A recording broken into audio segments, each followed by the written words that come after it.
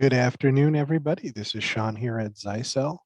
Today we are doing a webinar here where we're going to go through our wireless lineup, explain some of the different models, some of the different terminology you may see on the price list or on our website, um, and just give you a general idea of the different access points that are out there for you to choose from. So we'll start here. By letting you guys know if you have any questions as we go through today in the Zoom interface, use the question and answer interface to send messages to me. That's the one I can see as I do today's webinar. So if you have comments, send them with question and answer. If you have questions, send them with question and answer. And I'll do my best to try to answer them as we go through today. So to begin with, we've sort of grouped our products together into two different categories, the flexibility category and the ultimate category. The flexible category is going to be those products whose numbers start with either a 1 or 2. So an example to this would be the NWA 210AX or an NWA 1123 ACV3.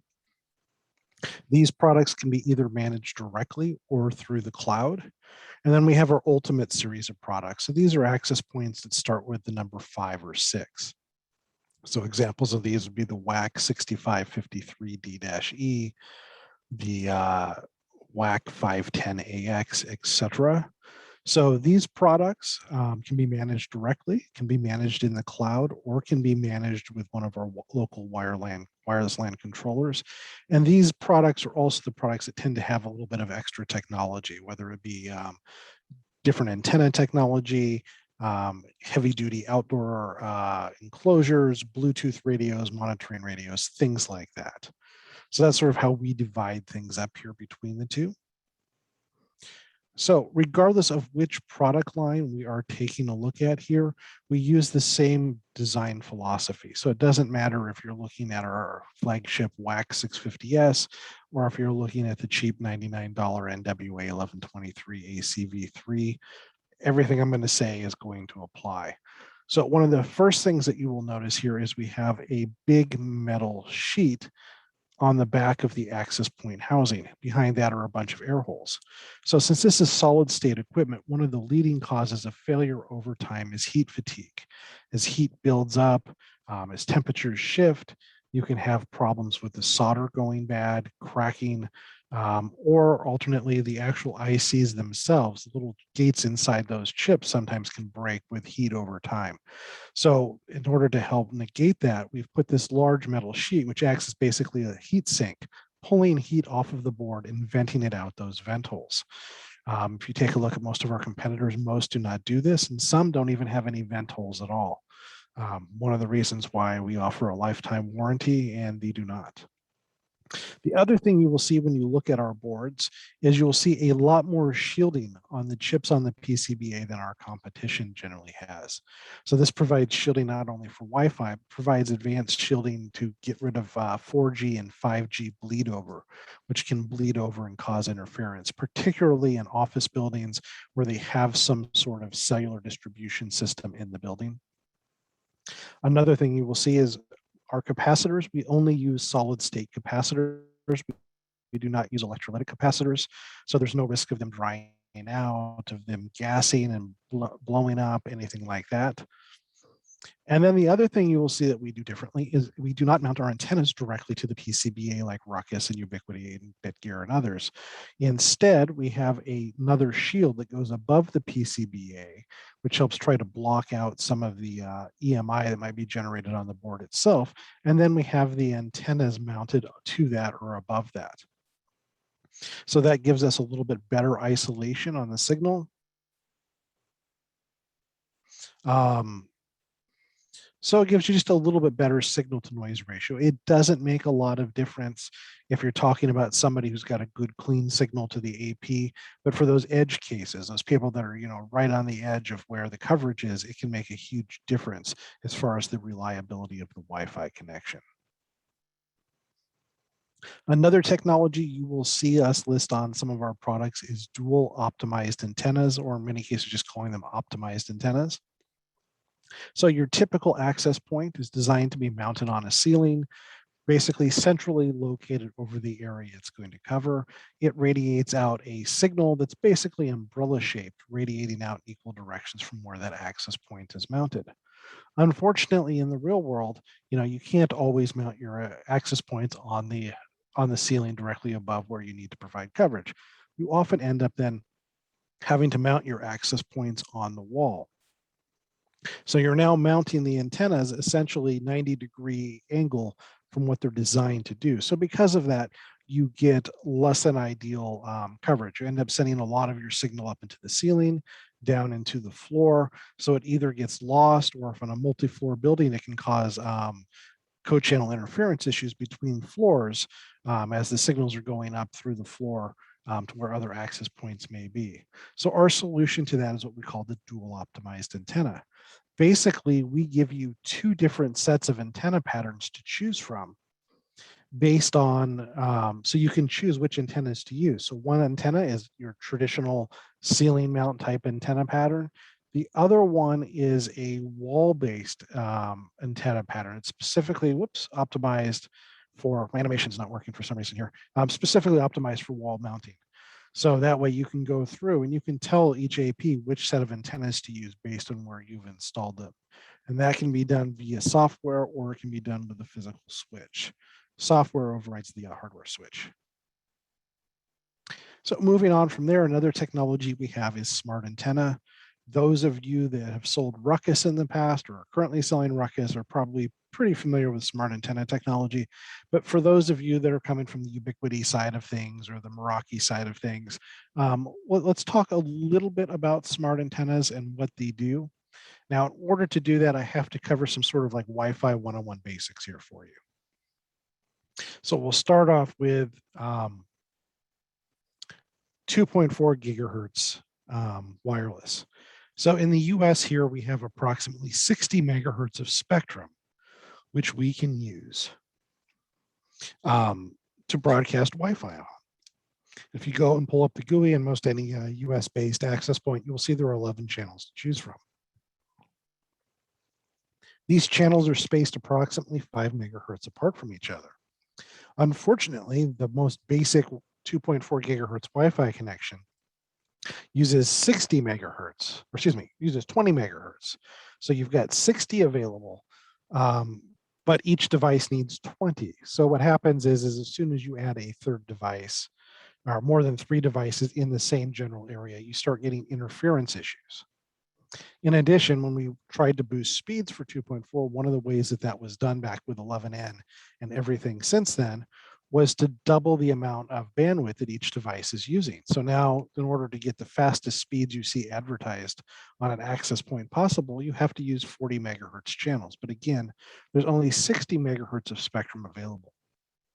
So that means as soon as you add a second device in the nearby area, you will have interference issues. So we call that co-channel interference.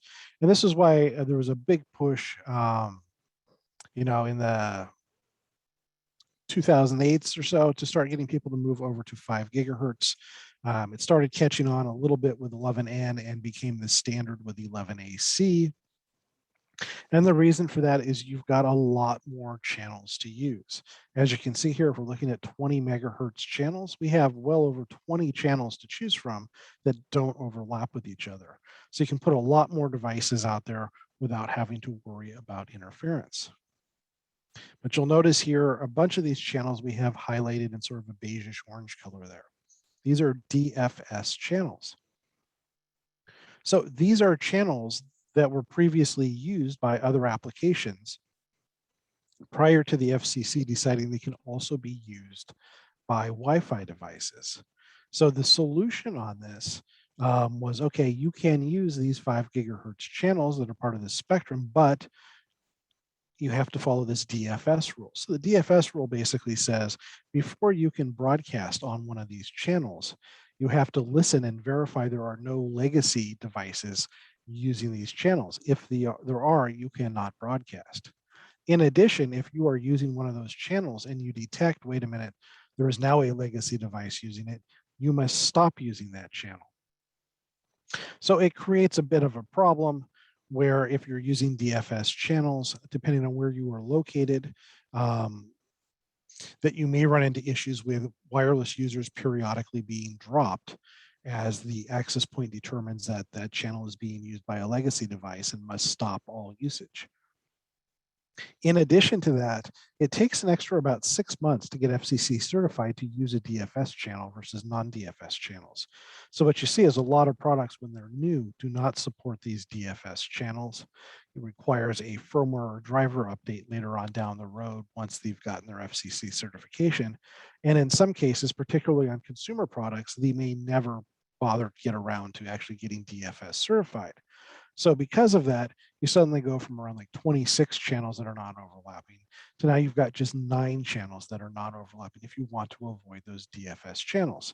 And many places choose to do that because too many users are bringing equipment from home that don't support DFS channels, or maybe you are near an airport, or you have just some industrial equipment nearby that puts off RF radiation in this frequency band that gets detected as a radar or other legacy device. It can cause, periodically dropping your users. So the next thing is, as I mentioned before, the way we got faster and faster speeds in part with Wi-Fi has been increasing how much bandwidth is being used. So if you want to use 40 megahertz of bandwidth on a Wi-Fi channel, you've now only got 4 non-overlapping channels. So as soon as you add a 5th device, you've got co-channel interference issues. 80 megahertz channels, now you've only got 2 that can be used without using these DFS channels. And then if you're going up to 160 megahertz, you absolutely have to use these DFS channels. So of course, every Wi-Fi device out there, when they're talking about speed, they're always going to be talking about speed using the biggest chunk of bandwidth that device supports. So most 11AC products and earlier, 11N will be claiming speed based on 80 megahertz channels. 11AC Wave 2 and your new Wi-Fi 6 11AX products will be claiming speeds based on 160. So keep that in mind. In order to get the speeds that you see advertised, you have to use these big channels, and most devices are at least using 80 megahertz by default these days. Some 11AC Wave 2 and some of your Wi-Fi 6 products will not have 160 megahertz turned on by default because of the compatibility issues with these DFS channels and a lot of consumer equipment. So my point is, as you can quickly see, with just a few devices in the area, you quickly get devices sharing the same channel and thereby dramatically increasing what's called co-channel interference. Right, other devices, other products, other hardware producing RF on the same spectrum you're trying to use, which clouds up the airspace and causes conflicts. So the traditional way you dealt with co-channel interference, assuming the co-channel interference was being caused by other access points, is you would carefully do a site plan, try to make sure that you've spaced your AP so they're not using overlapping channels with the next nearby AP. Although again, depending on how wide the bandwidth is you're using, that may not be possible. So the way of solving that was just to lower the output power of the access points.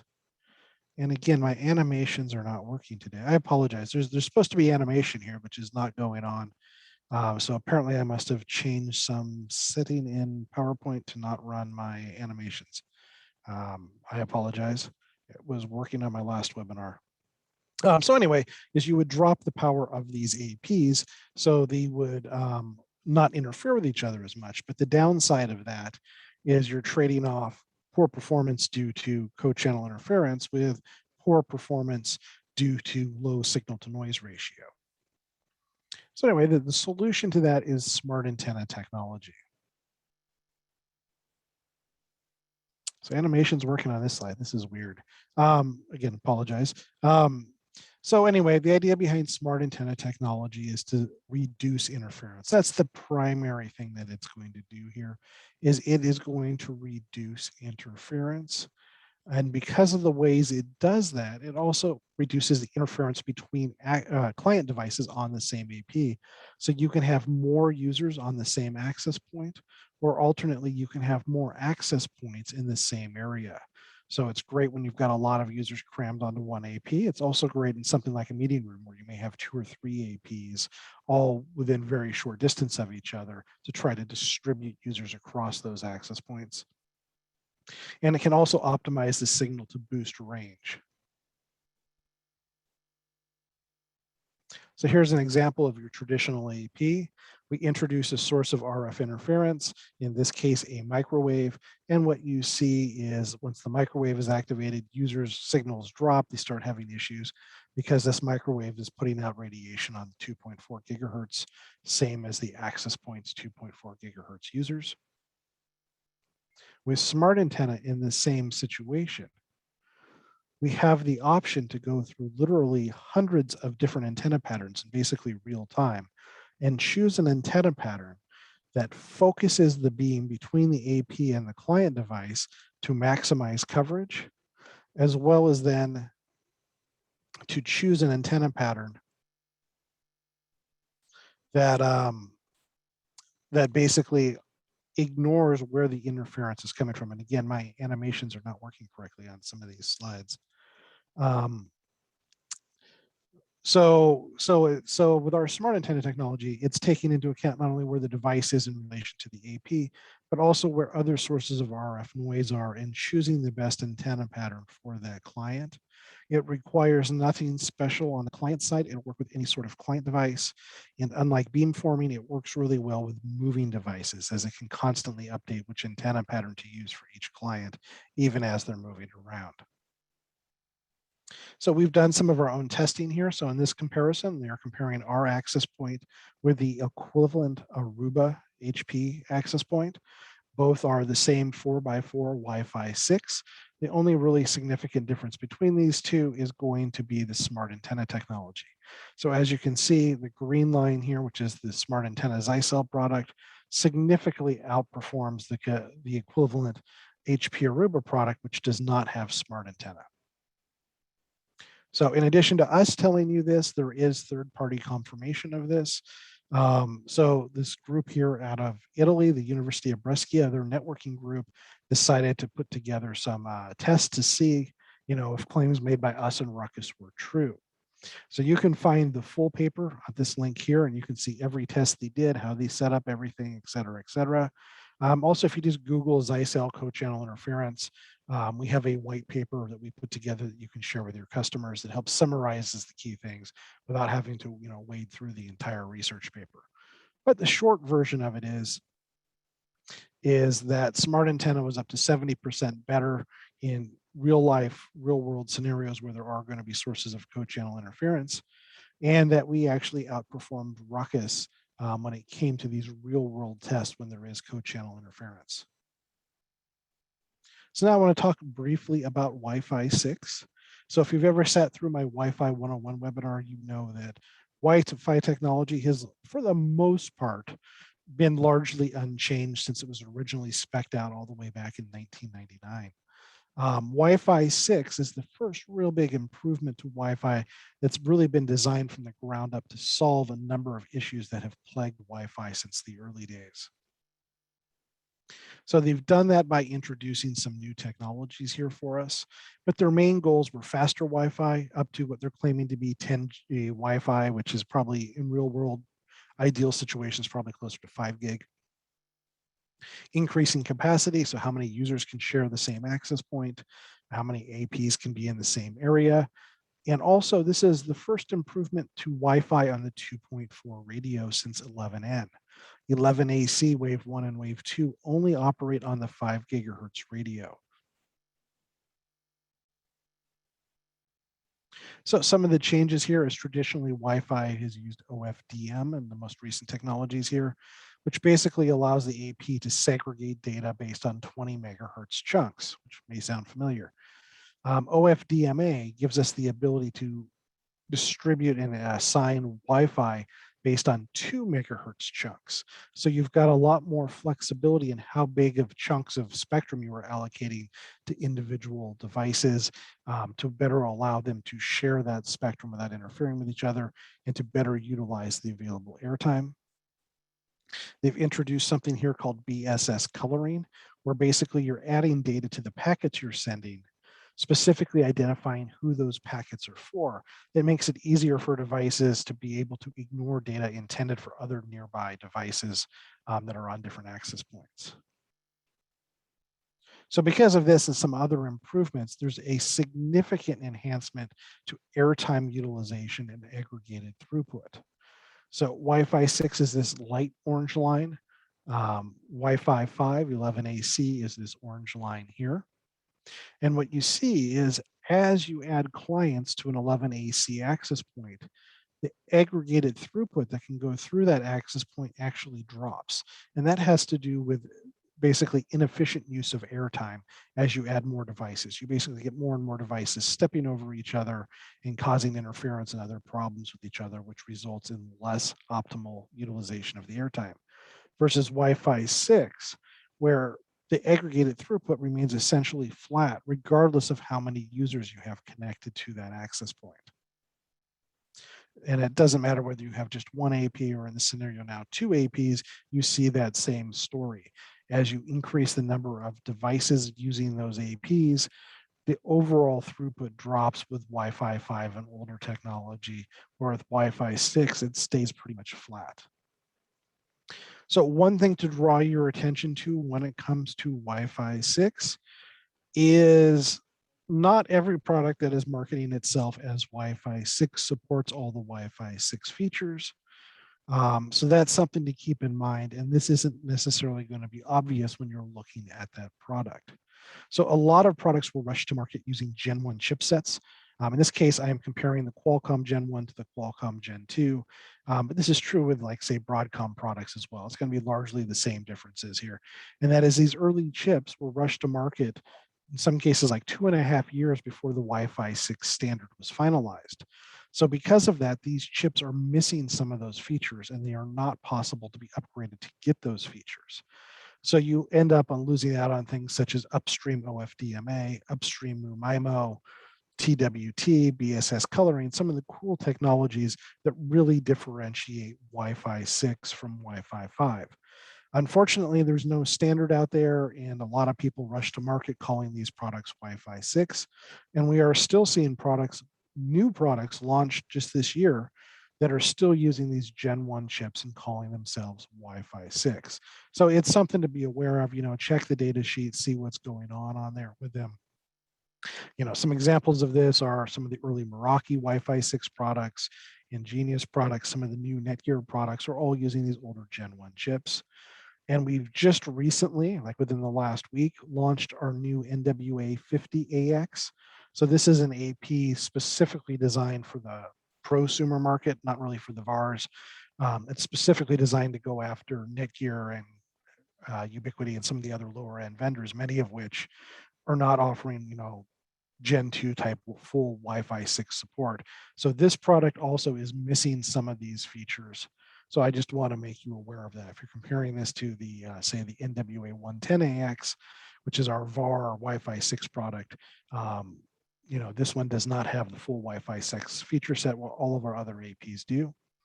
And the other thing to draw your attention to is some other vendors out there are only putting Wi-Fi 6 on one of the two radios and leaving the other radio at 11N technology. So that's something else to keep in mind. Ubiquiti, as an example, they're doing that on their U6 Lite.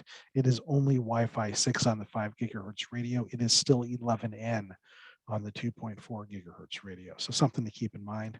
Now, when it comes to Zyxel, all of our business class products, so NWA 110 and higher Wi-Fi 6 products, all of them have full Wi-Fi 6 feature support.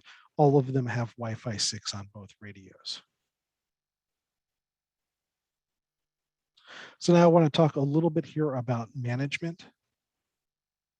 So you can always manage devices directly. We have our Nebula Cloud, which I do 1 or 2 webinars a month on, which is our free cloud managed solution. But we do also, on our Ultimate series of access points, have the ability to use a local area controller. So if you have a customer that doesn't want to move to the cloud, maybe they're concerned about privacy, maybe they're just concerned about having to rely on a third-party service, I understand that. And I'm seeing chats popping. So please, again, if you have questions, send them in with question and answer. I cannot see chat as we go through today. I just don't have enough screen space. But anyways, for those users that don't want to use the cloud, but you're deploying a lot of APs, we do have wireless LAN controllers built into our ATP and USG Flex series of security products. So you can still do local area controller, and it offers pretty much the same sort of feature set you see in Nebula, but just without having to use the cloud. So, things like dynamic channel selection, so you don't have to manually plan out which AP gets which channel. Zero AP config, basically our AP will say that there is a local wireless LAN controller, and it will automatically communicate with that controller and put itself into controller mode. You don't have to go in and manually switch each AP over or tell it where its controller is. It does it all automatically. We have our wireless mesh technology, so not all APs need to have a hardwired connection. Fast roaming, rogue AP detection, the ability to do dynamic VLAN, where a radius server assigns on a per user basis which VLAN to use. We have the ability to create a tunnel between the access point to the controller. So no data is allowed from the wireless LAN users until it has passed through your firewall. Client isolation. So all the stuff you expect to see. Really the only significant difference by doing controller versus cloud is with the controller, you can do that that secure tunnel between an SSID back to the to your USG security gateway. So that's an encrypted tunnel that they have to go through. It also handles gigantic load balancing applications a little bit better than the cloud does. So this is just showing here which devices we have, VPN 50s all the way up to the ATP 800, and how many APs they can manage out of the box. And then this is how many APs they can manage. So you can unlock additional access point management via different licensing options here for you. So Network Advisor has done some reviews comparing us to Ubiquiti on our Wi-Fi 6 products, so feel free to check those out. There's one more I need to add on here. It's from a different guy, but just letting you know, I mean, you can go to YouTube, type in our stuff, and you will find independent third-party reviews comparing us, and you will see pretty consistently we beat out most of our competition. So now we'll start going through all of the different APs, and I've sort of grouped them together here based on the market they're targeting here. Well, so we'll start off with our 1 series access points.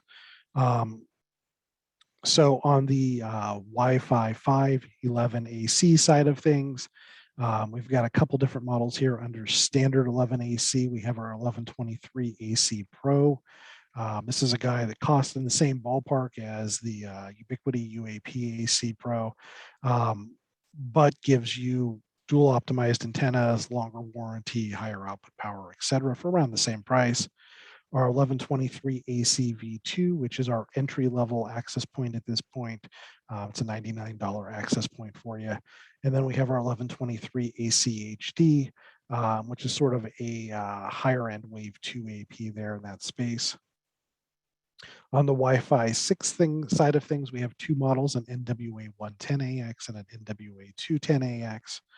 And the primary difference between these two is this model uses 2 spatial streams on the 5 gigahertz radio. This model uses 4 spatial streams. So basically double the speed on the 5 gigahertz radio. And because of the higher speed, we give you a 2.5 gig Ethernet connection on there to help make sure that the Ethernet doesn't become the bottleneck for your wireless users. Moving up to our 5 and 6 series, we'll start again by talking about the 11 AC products. Our entry-level product here that can be managed with the Nebula Cloud, can be managed with the controller, et cetera, is our WAC 500. This is also going to be our most affordable access point that supports the USG Flex and ATP feature secure Wi-Fi. So for those of you not familiar with that, it gives you the ability to essentially turn a remotely managed access point into a VPN appliance. So you can give these to your users who are working from home. They will connect to a specific SSID on this, and that'll create a VPN tunnel back to your USG Flex or ATP. And because it's an access point and not a router, You don't have to replace your existing router. You don't have to worry about double natting and things like that. You just give them the AP, they plug it into their existing router, give it power, and you've now got a secure VPN connection back to your office. So the WAC 500 is our most affordable AP, which supports that feature. Going up from there, we have the 5123 ACHD, a little bit faster 5 gigahertz radio. And then we've got our WAC 6303D-S. This is our most affordable access point, which supports smart antenna technology. It's an 11 AC Wave 2. And then we've got some specialty APs here. These are specifically designed for hospitality. They're a little bit lower powered. They're specifically designed, though, to mount to a wall plate. So the Ethernet comes through, so you don't see the Ethernet. They have pass-through Ethernet ports and a pass-through PoE port. So for instance, if you're doing a hotel room, you can have this on the wall, and then you can run an Ethernet cable from this to the IPTV. So it's got a connection. You can run another cable from these to, say, your in-room IP phone, which is PoE powered. So it dramatically cuts back the number of wires you've got to run to the rooms. It simplifies things. So we've got two versions. We've got a WAC 500H and a WAC 5302D-S V2. Main differences are the V2 comes with smart antenna built in, and it has an extra gigabit pass-through port. And then going up here to our Wi-Fi 6 products, we start off with the WAC 510D, 610D, and then our flagship, the 650S. So the WAC 510D is very similar to the NWA 110. The WAC 610D, very similar hardware to the NWA 210AX. So WAC 510D to the NWA 110AX, WAC 610D to the NWA 210AX. Main differences between these is these add our dual optimized antenna technology, which is missing from the 110 and the 210. And these also include 1 year of Nebula Pro Pack bundled in with them, where the 110 and the 210 do not. And then our flagship AP here is our WAC 650S for spatial streams on both the 5 gigahertz and the 2.4 gigahertz radio. It has a dedicated third radio just for RF scanning to make using DFS channels go smoother, and also to help with rogue AP detection. Has Bluetooth built in, and this has a 5 gigabit Ethernet port to give you that extra throughput that you need on the wired side to be able to fully support those wireless clients. And then our outdoor APs. We have our WAC 6553D-E, has 6 external antennas using standard N-type antenna connections. We sell omnidirectional antennas where you can buy your own and source your own directional antennas for doing like outdoor point-to-point bridging. This AP has a heater built in, so it can handle temperatures down to -40. We have our WAC 6552D-S. This uses a directional smart antenna, which is kind of an interesting different way of doing it. So the beam that comes out from this can cover essentially a 90-degree range, but it uses smart antenna technology to then pinpoint specific coverage within that 90 degrees to boost the signal. So these were designed primarily for 2 purposes. One of them was for providing coverage in, say, concert venues, so you can point the access point at and have a line of these basically pointed at different areas of where the end users are to provide coverage. There also could be used for high density omnidirectional deployment. So these have been designed so you can mount 4 of these on a pole right next to each other to provide 360-degree coverage without creating interference. So generally when you mount multiple APs on a pole, even if you're using directional antennas, you often run into issues with interference. These are specifically designed for that application and have the extra shielding required to prevent that from causing issues. And then for those looking for just an inexpensive, lightweight outdoor solution, we do sell an outdoor enclosure, which many of our indoor APs can fit into, which will help waterproof them and also give them a slight boost up for the cold temperature range that they can support. So we'll do just some quick comparisons here. So we'll start off here with our NWA 1123 AC Pro. Chief competition in this space is the Ubiquiti UAP AC Pro. So you can see we've got dual optimized antennas. They have standard ceiling mount one pattern antenna, higher output power, 27 dBm versus 22, more SSIDs per radio, a little bit higher antenna gain, support for SNMP V2C and V3, where the Ubiquiti only supports SNMP V1. We've got our free cloud-based management platform, which they do not have. And we have a full lifetime warranty on it versus a 1-year warranty on the Ubiquiti. Going a little bit higher end here, we'll do a comparison here between our WAX 510D, and we'll compare this against the Aruba's 505, but also the Ingenious series here. This would be the 357 and the 220, which are the same RF hardware. It's just different management platforms that these support. So again, RAP is full Wi-Fi 6 on both radios, as is Aruba, but Ingenious is using a pre-11AX chipset, which is missing some of the features. We offer dual optimized antennas, where they're just using the standard ceiling mount antenna, higher output power on the radio here. And then of course, we've got our free cloud management platform. And then lastly, we'll do a quick comparison here with our WAX 650S. So this is going up primarily probably against the Meraki 45 and the Ruckus R750. All of these are going to be 4x4 devices. Only us and Ruckus have smart antenna built in on them. We've got a little bit higher output power on the 2.4 radio versus Ruckus, a lot higher output power versus the Meraki. Ours has a 5 gigabit Ethernet connection, where most of our competition here is only offering a 2.5 gig connection. So if you have a lot of faster clients, you may run into a situation where your Ethernet becomes the bottleneck on those. We do have a pass-through Ethernet LAN port on them, and of course, free cloud management, et cetera, et cetera. So that, guys, that concludes today's presentation.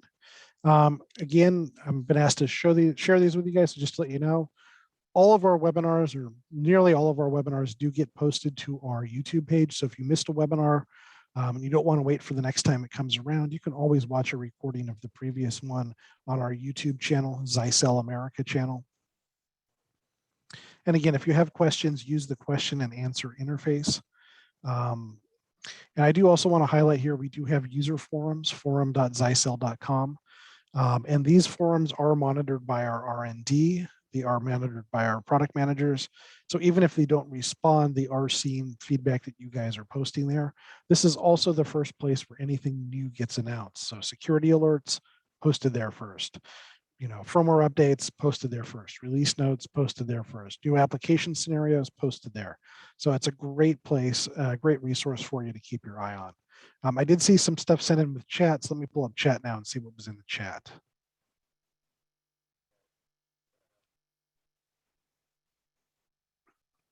So if you have a 1 gig uplink and your hosts are only using 2x2 iPhones, MacBooks using Wi-Fi 6, is there still a need for 4x4 antennas in an access point? I think 2x2 on Wi-Fi 6 can get to full gigabit speeds. So the benefits there are going to be one, going with a 4x4 would be just to future-proof yourself. You know, as we've seen with 11AC and 11N, the first client devices to hit the market are kind of underpowered. They may be missing some of the standard features, but as time goes on, especially in flagship phones and tablets, you often see, you know, more support get added down the road. So, you know, if you're planning to do an AP installation and leave it there for 5 to 6 years, it may be worth buying more AP than you think you need. The other thing that goes into it is multi-user MIMO. So let's say you've got a 4x4 access point and you've got 2x2 clients. The access point has the ability to basically send data at full speed to 2 of those clients simultaneously. And then with Wi-Fi 6, you can do upstream multi-user MIMO, which would allow 2 or more of your users to transmit at the same time, right? So if you've got a 4x4, it tells you you've got 4 spatial streams. So if each of your clients, their client device supports only 2 spatial streams, you could have 2 of them either being transmitted to or transmitting back to the AP at the same time. So your aggregated throughput will be doubled versus if you just had a 2x2 access point. So I hope that answers the question. Dave is asking about detailed specs on the NWA50AX. We have that on our website. At the moment, that product is only being sold through Amazon because it's designed sort of for that prosumer space rather than for the VAR space. It's missing some features that a lot of business users are going to want. So we haven't really talked about it, but if you go to our website, you should be able to download the data sheet, which has all the specs on it. It is up on our website, or it should be. If you aren't finding it, send me an email and let me know. Sean or at Zyxel, but it was for sure up just on Monday because I was downloading or copying some information from it then. Another question here from Dave was, does it have Qualcomm quad core of the more expensive models? I'm not sure when that comment came in, maybe with the 50AX, so no. The NWA 50AX is not using Qualcomm chips. It is using an MTK chip, the same MTK chip that the Ubiquiti Wi-Fi 6 uses, where our business class products are all using Qualcomm or Broadcom stuff.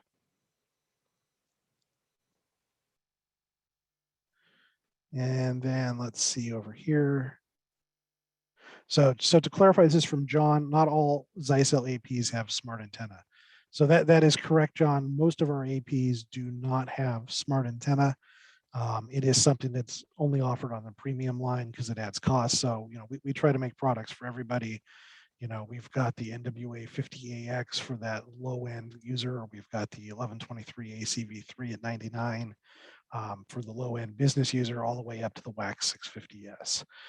So right now, the two products we have with smart antenna, or three products we have with smart antenna, are the WAC 650S, the WAC 6303D-S, and the WAC 6552D-S. Oh, and one more, the the WAC 5302D-SV2. So 4 models currently with smart antenna. And then we do also still have some older models, the 6503 and the 6502. Smart antenna versions, I think we've still got stock on both of those. Yeah, I think distribution does as well. So there's a number of different models to choose from if you do want smart antenna. And we'll be having some more models come out here in the next year.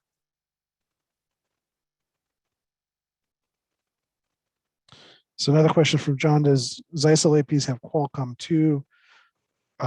So every business class AP that's Wi-Fi 6 is the full Wi-Fi 6 feature set. So Qualcomm Gen 2, Broadcom Gen 2, whatever it happens to be. Everything that's basically starts with it's part of our business class series. So everything except for the 50 series is using the full Wi-Fi 6 features. Or has support for the full Wi-Fi 6 feature set, and has Wi-Fi 6 on both radios.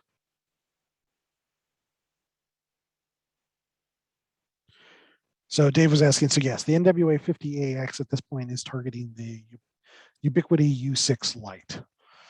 So, benefits versus the U6 Lite to begin with is you get Wi-Fi 6 on both radios, where the Ubiquiti you don't. Longer warranty versus the Ubiquiti, or access to our free cloud management platform, etc. And that is it as far as questions I've got popped up. I'll stick around for another minute here in case somebody's typing something in.